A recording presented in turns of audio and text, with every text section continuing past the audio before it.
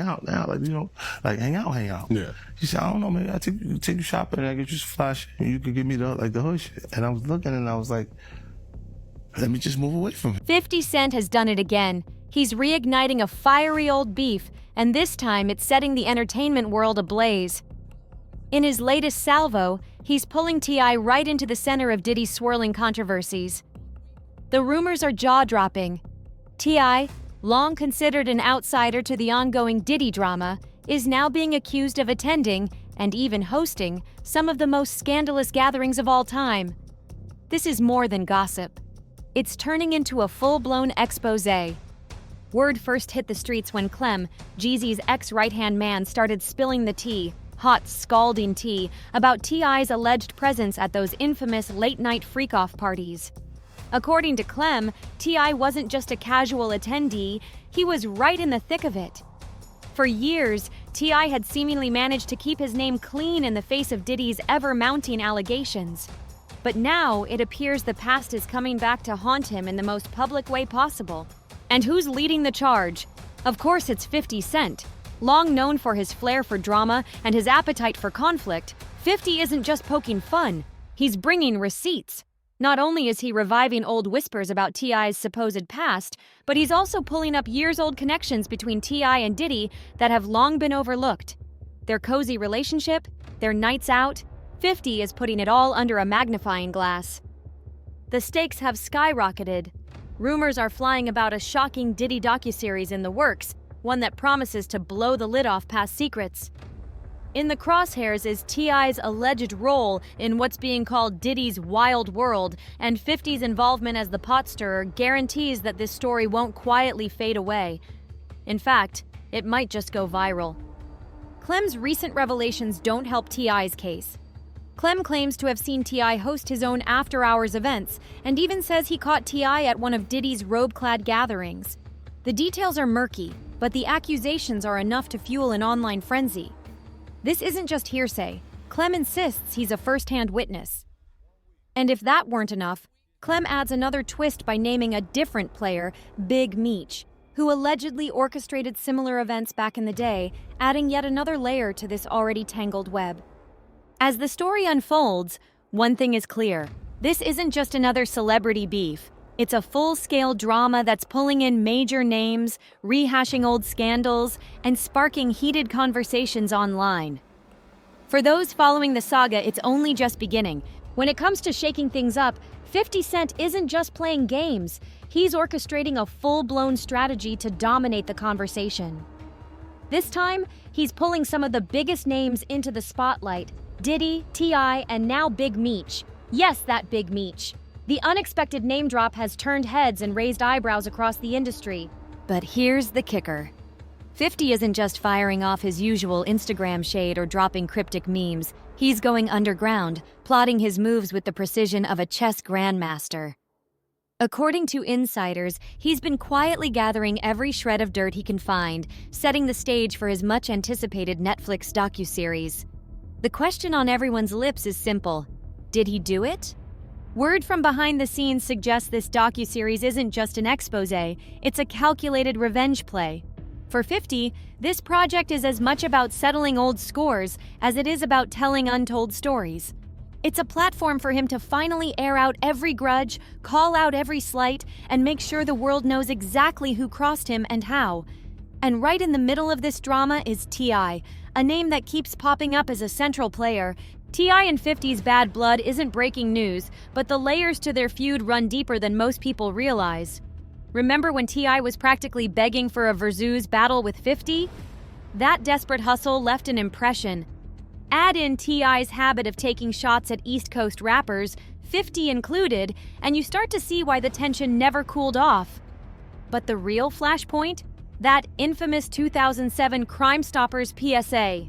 Back then, T.I. found himself staring down the barrel of some heavy gun charges that could have landed him in prison for up to 20 years. Instead of going down for the count, he appeared in a now legendary public service announcement urging the public to do your part and help stop crime. That move turned heads, to say the least. It also turned up the heat. earning T.I. a snitch label that some corners of the rap community still refuse to let go. And guess who was at the forefront of that backlash? You guessed it, 50 Cent. 50 didn't mince words. On G-Unit's track, You So Tough, he let it all out, questioning how T.I. managed to walk away from those charges with a PSA instead of hard time. The lyrics left little room for misinterpretation. Get knocked with 10 machine guns, only get 12 months. Don't talk to me, you talk to them. You talking to them. It was a direct hit, and one that T.I. couldn't easily brush off. As if that wasn't enough, 50 followed up with another cutting jab, boasting about having the best lawyers money can buy, a line that underscored the pointed nature of his critique. Fast forward to now, and it's clear that 50 hasn't forgotten. If anything, he's been biding his time, collecting every receipt, every slight, every moment of weakness. With the Netflix docuseries looming, 50 is positioning himself as the ultimate storyteller, the one who pulls no punches, who reveals the connections, and who isn't afraid to settle old debts in the most public way possible. This isn't just entertainment, it's a power move. By dragging Diddy, T.I, and Big Meech into the mix, 50 is setting the stage for a showdown that's sure to captivate audiences. Every name drop, every piece of dirt, every sharp word, each one is a deliberate step in a larger game. And if the rumors are true, the fallout from this series is going to be nothing short of explosive. When T.I.'s legal troubles exploded back in 2007, it wasn't just another rapper facing charges. It was a scandal that left everyone asking one big question: how did he get off so easy? The circumstances leading up to his arrest were already raising eyebrows. Hours before he was set to hit the stage at the BET Hip Hop Awards, T.I. suddenly vanished. No performance, no explanation, just radio silence. That same night, federal agents closed in, arresting him on a laundry list of serious gun charges. What made it even more shocking was the source of the bust. Turns out, T.I.'s own bodyguard had been working undercover with the feds. This wasn't a small-time sting. This was a federal operation, and it caught T.I. red-handed. The bodyguard handed over 3 machine guns and 2 silencers, a transaction that went down just after T.I. reportedly dropped $12,000 on the deal. The evidence was damning. For the streets, it was cut and dry. T.I. had been caught with illegal weapons while already a convicted felon. The outcome seemed inevitable: serious time behind bars. But then came the sentence, and it wasn't anything close to what people expected. Instead of the years-long federal prison term most would face in that situation, T.I. got a year of house arrest, 1,500 hours of community service, and a relatively short stint behind bars. For many, it didn't add up, and it sure didn't sit well with 50 Cent. 50 didn't just let it slide. He turned the situation into a public discussion, calling out the details in his music and forcing everyone to take a hard look at the facts.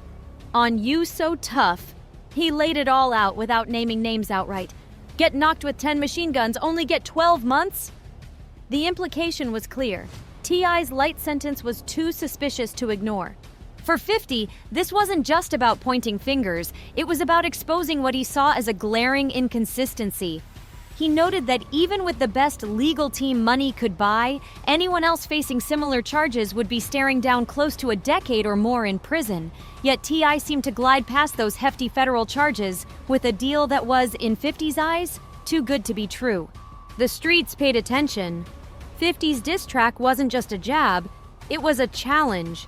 By putting the situation under a magnifying glass, he left the public to draw their own conclusions. When pressed in interviews about whether the track was aimed at T.I., 50 didn't give a straight answer. Instead, he coyly suggested it was up to the audience to figure it out. But his message was crystal clear. Something about that plea deal didn't sit right.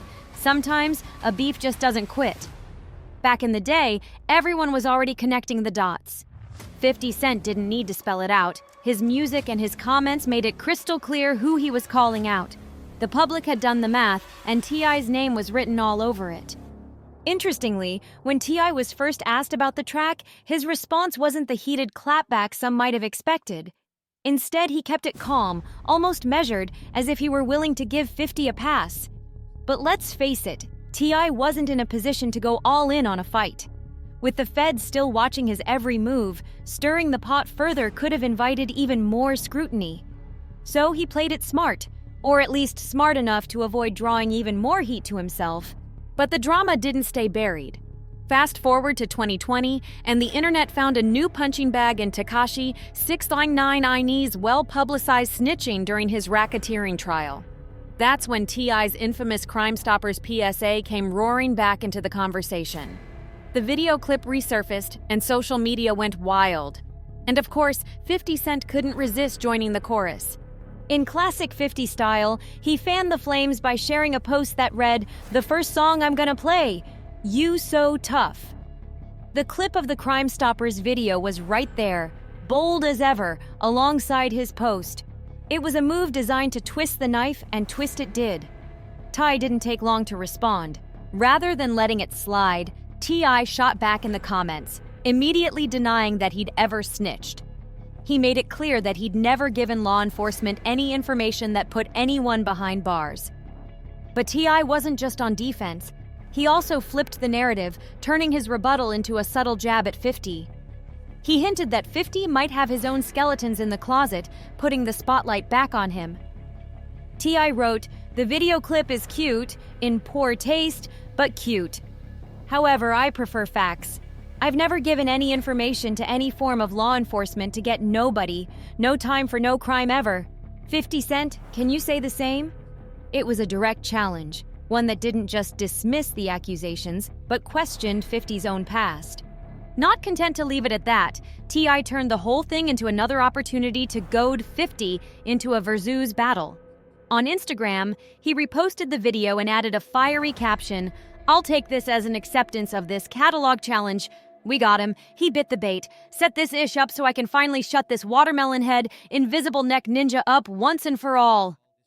T.I. wasn't just deflecting, he was calling 50 out in public, turning the table in a way that made him look ready for any fight. To hammer his point home, T.I. circled back to the snitching allegations, reiterating his stance.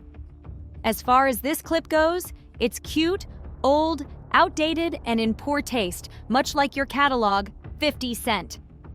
He doubled down on his claim that he never cooperated with law enforcement, making it clear that he'd never given information that landed anyone behind bars. His words were carefully chosen, ensuring there was no wiggle room for further accusations. Through it all, T.I. managed to turn a decades-old controversy into a new moment in the spotlight. His refusal to back down, combined with his knack for flipping accusations into challenges, ensured that his side of the story wouldn't be drowned out. And with 50's consistent habit of stoking the fire, the back and forth remained as captivating as ever.